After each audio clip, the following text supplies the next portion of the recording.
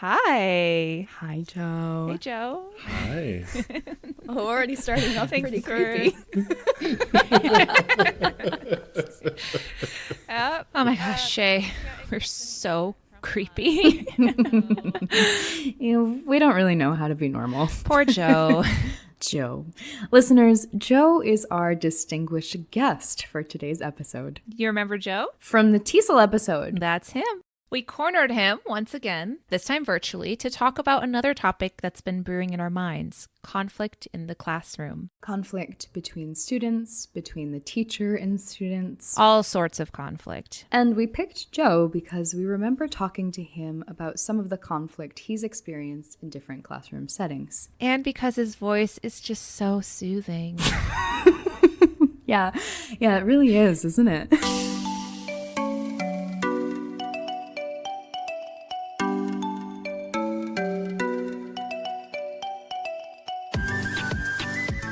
Hello, and welcome to the Teacher Think-Aloud podcast, a podcast for reflective practice for teachers of English around the world.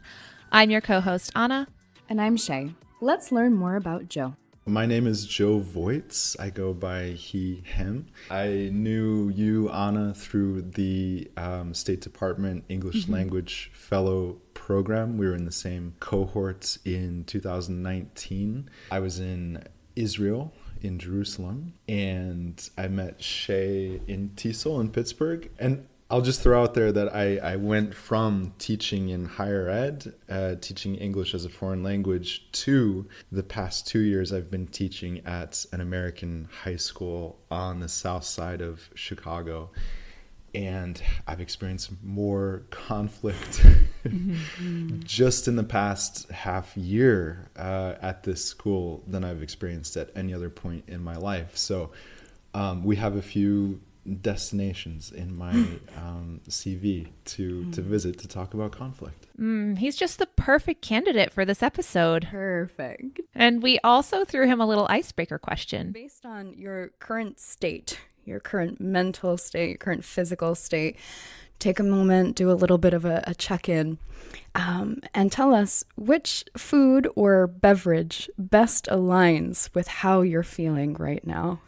That is a really good question. I would say, I know the answer right away. I am home brewed kombucha. What? So let me get into the gritty details. A little foggy, which is just I've found the state of being a high school teacher in general. Is kombucha. Yes. There's some sourness in there, and there's bits I don't want to look at. Don't want to talk about, don't want to acknowledge. They're necessary, but best left unexplored. Awesome. Honestly, I'm so impressed he came up with that answer so quickly. It was great. So great. Yeah. So let's hear a little bit about Joe's relationship to conflict. I actually really love conflict. I think conflict is a really important part of life and aspire to be good at conflict resolution. I think conflict opens up deeper critical thinking in us. And I think conflict is unavoidable. It's always going to occur. And so it's better to embrace it and explore it and harness the potentials in conflict. Then I think the worst is shying away from conflict, because that, I think, makes conflict more toxic. It lasts longer and does more damage than just confronting it openly. When conflict arises, because I like to honor students' feelings and their perspective and model empathy and engage and understand where they're coming from, and it's hopeful to me when we can resolve conflict. I really love that point he makes about critical thinking. And empathy. Yeah, two fundamental skills, really. Yeah. You have this social emotional learning going on when handling conflict. As educators, we tend to forget that the work we're doing in the classroom has the opportunity to transcend, right? So, when we're teaching empathy, when we're teaching conflict resolution, we're developing the interpersonal skills of our students for life outside of the confines of our classrooms. We can't assume that they're getting everything they need from their homes, right? We play a critical role in their ability to react appropriately to their surroundings and engage in a compassionate way with their peers now and later. Yeah, those interpersonal skills, that empathy, they really help in processing conflict productively. Conflict is really an excellent opportunity to cultivate that. So let's hear an example of how Joe's handled conflict in his classroom. As I mentioned before, I did a fellowship in Jerusalem, and I was overjoyed when I found out that I was being placed at a college that integrates Palestinian and Israeli students, which is pretty rare. I was very curious. How would the conflict manifest in my classroom? And I taught a course on methods of teaching English to students from West Jerusalem and East Jerusalem. The students from East Jerusalem are not allowed to call themselves Palestinians, but they are. They shared that with me privately. And they had to cross a checkpoint every day to go study with Israeli students. So the Israeli students I had were often native speakers of English. And so they were all learning to be English teachers, but the Palestinian students clued me in that they're at a disadvantage. English is their third language. They're required to study Hebrew as well. Wow. And so there was this simmering tension just in the fact that Israelis were much more comfortable in English, much more confident, so they spoke more. Palestinian students hung back. The conflict came to a head when we were studying a chapter on the politics of language instruction. I could have shied away from it. I very consciously decided to include that chapter, but I didn't want to skip it because I wanted to know what would happen. And sure enough, it erupted. One of the Palestinian students likened the occupation of East Jerusalem to the Holocaust.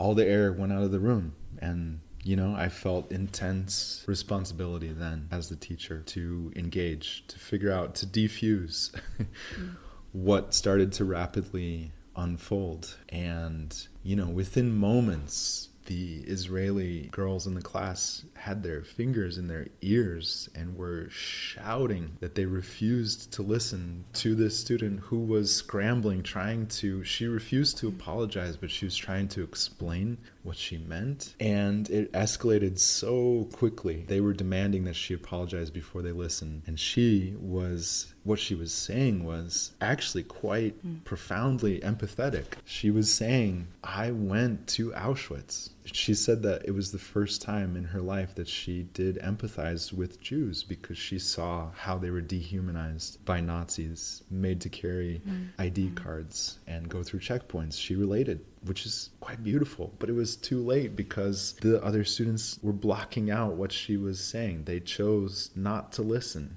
after that point, and she screamed and ran out of the room.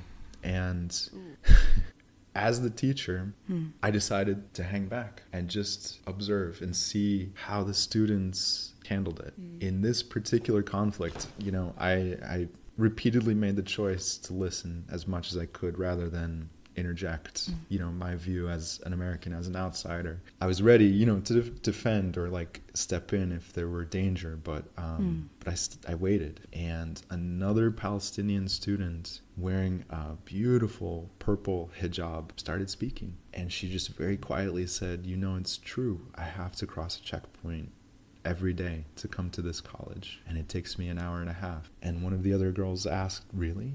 And started asking questions and listening. And they just opened up to each other. They exchanged their experiences.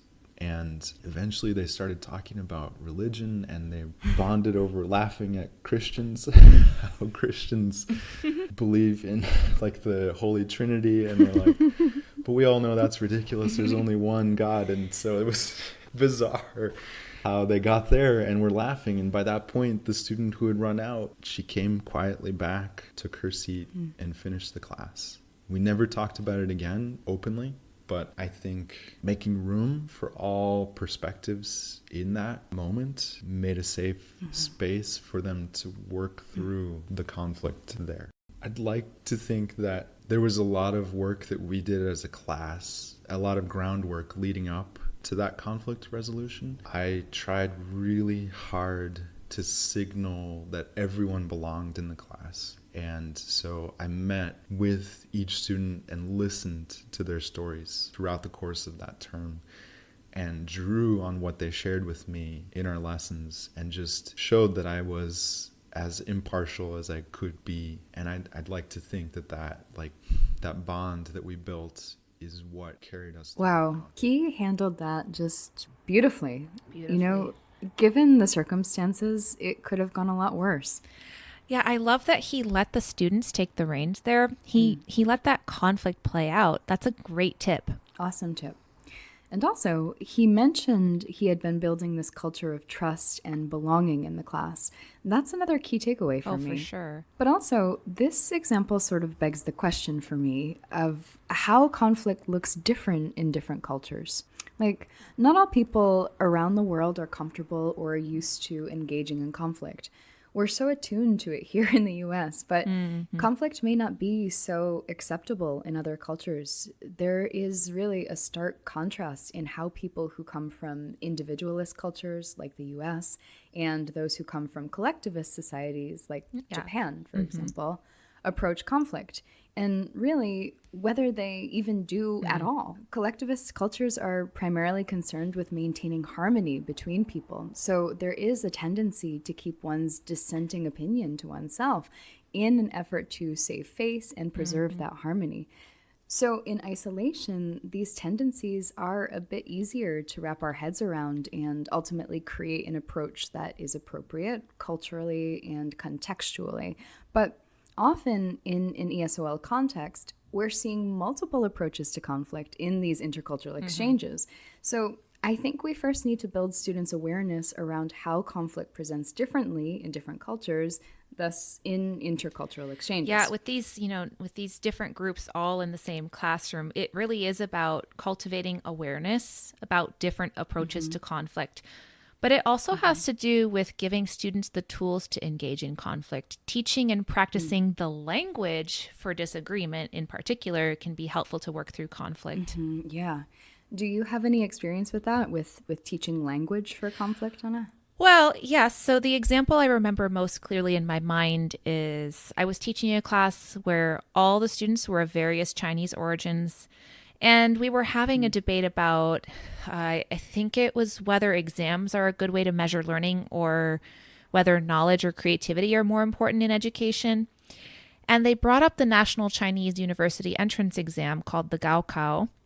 And I didn't know anything about that at the time, so I was not a great arbiter in this, but there were several students from Beijing, a couple students from smaller towns out in different provinces, and then I think there was one student from Hong Kong, actually, and they got into a fight about how the scores on the Gaokao were different requirements from different people from different places. So I guess there's some attempt at equity for entrance into universities. So people from smaller cities, I think there's some additional support for them to get in. And I remember the Beijing students were complaining about how it was so much easier for these other people to get in.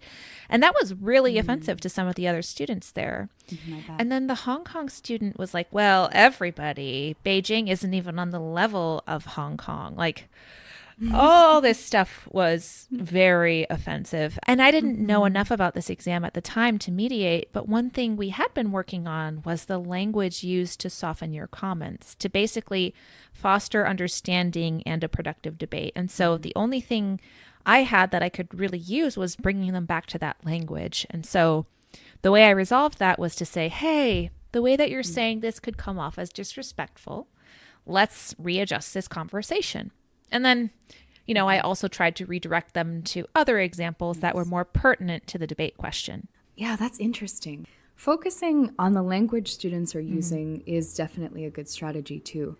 So far, we've focused only on conflict between students.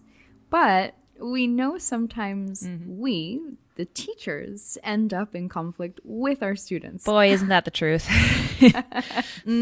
So let's hear what Joe has to say about conflict between teachers and their students. I teach sophomores, world literature. And all my students are Black and I'm white. And every single moment has felt like conflict. And I've tried to make sense of why that is and tried not to leap to any conclusions. But I mean, the students explicitly have said that I'm a racist.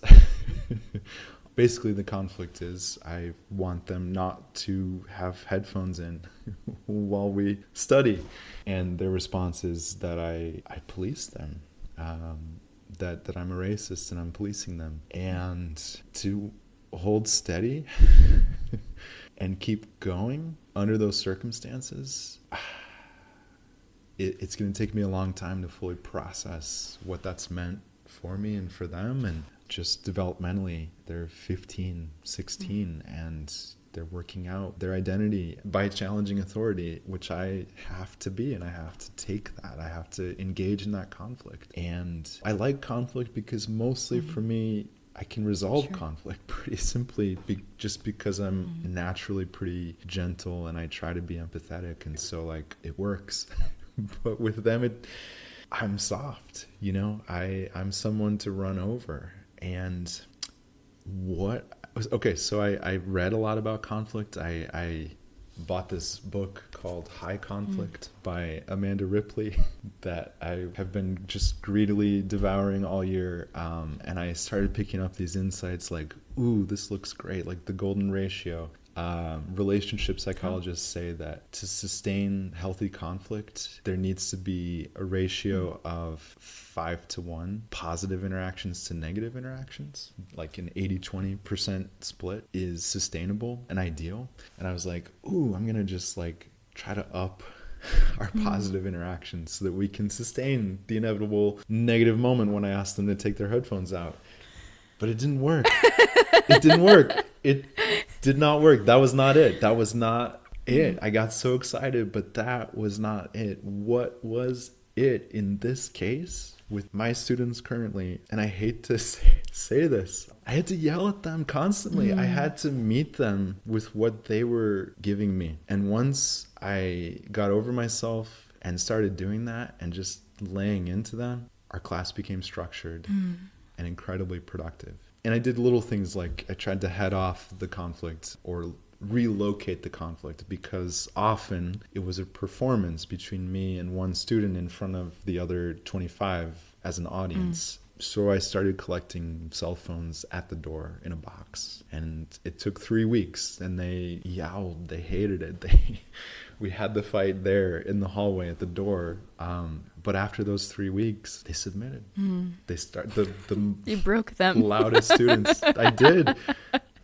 Well, they would walk up and hand over the phone with no comment, and I would have all the phones, and then we'd have class, you know, and their whole demeanor changed.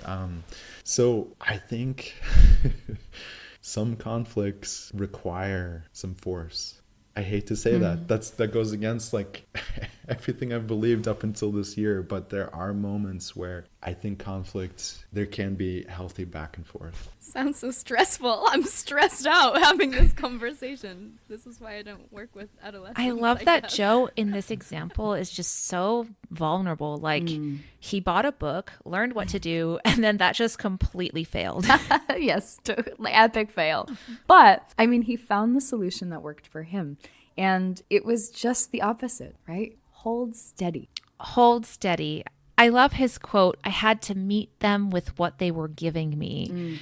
And in that situation, in that context, the students just needed some authority, someone to respect, to put them back in line. So I think there's a lesson there to consider the context of the conflict. Yes. What relationship do you have with the students? What's their age, their identity, the teacher's identity, Their culture. and cultural norms around classroom structure, hierarchical expectations.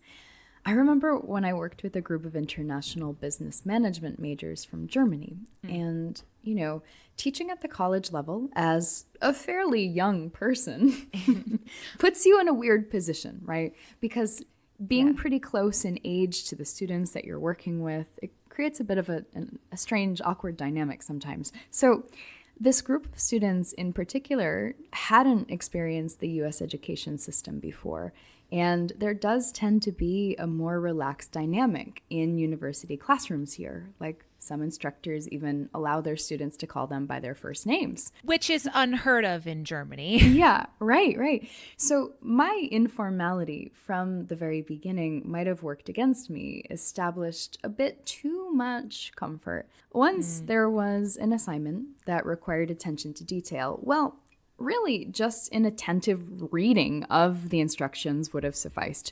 But there were a few individuals who did something just completely different than what I was asking for. And instead of taking ownership and admitting that they, in fact, had not read the instructions thoroughly, which I learned later on, they instead blamed me and said, well, this is your fault, really. You could have easily made the instructions clearer. Yeah. I remember my face turning beet red, my blood boiling at that moment. But I recognize that culturally, German students tend to feel really uncomfortable with uncertainty and don't feel comfortable when things are left to interpretation. So I responded in a calm manner, but I shifted my demeanor a bit so they knew that exchanges like that weren't going to fly in my classroom. And I met with that student privately after the situation and talked about the need for respect, to be present, even when there are cross-communication wires. And fortunately from there, I didn't have any other issues.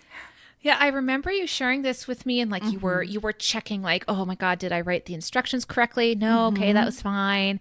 But I really like how you called that student in.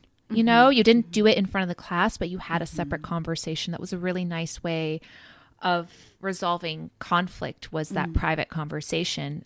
But actually, I remember, this might have actually been the conversation that sparked our interest in doing an episode on conflict, remember? Right. Yeah. Yeah, I think it was. Yeah, and I appreciate that you kept your cool there. I think a lot of people would have struggled with that. Actually, one of our listeners, Amir in Iran, shared a similar experience where a student was disrespecting him in class, and he kept his cool and waited until the end of class to address the student privately. So smart.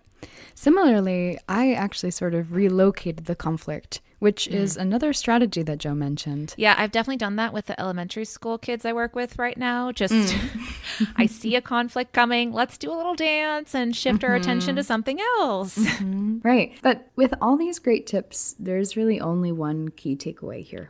Reflect. That's my We top like that one. advice. Because every conflict is different and has deep roots. One thing I did find incredibly useful from the book High Conflict is that we all so easily get sucked into conflict. So there's hope if we can slow down and reflect on what's really going on. To not be reactive, but to not be afraid and react out of fear, but let the conflict play out and examine it and take time to reflect on the response. Of course, that's not always possible, but just to delay a response as much as possible to get it right. Yeah, I mean, I think that is a really positive and productive way to... And this is where, really, the perspective taking and empathy of conflict comes in, To practice empathy, to understand another's perspective, you really need to listen closely to the different cues going on. But once you can understand where that person, that student, is coming from, you can really get a feel for how to resolve this conflict, or at least to move the conversation forward. Yeah. Sometimes that's all you can do. So true. And we're all about reflecting, aren't we? Oh, yes. So, listeners, we hope you enjoyed hearing from Joe and from us on this topic. And now it's over to you. How do you deal with conflict when it inevitably arises in the classroom? Tell us about how you've resolved conflict or not resolved it in your classroom. You can join the conversation on our various social media accounts. Email us via our contact forum at teacherthinkaloud.com or comment via Twitter, Instagram, Facebook, or YouTube. We welcome your reflections, questions, and ideas. For more resources related to today's topic, take a look at our website and our podcast Anchor page, anchor.fm/teacherthinkaloud. And to help us continue exploring these topics, consider donating at teacherthinkaloud.com/support-us. Or consider sharing this episode with a colleague and help expand our reach. Thanks so much for joining us on the Teacher Think Aloud podcast. And until next time, happy teaching and happy reflecting.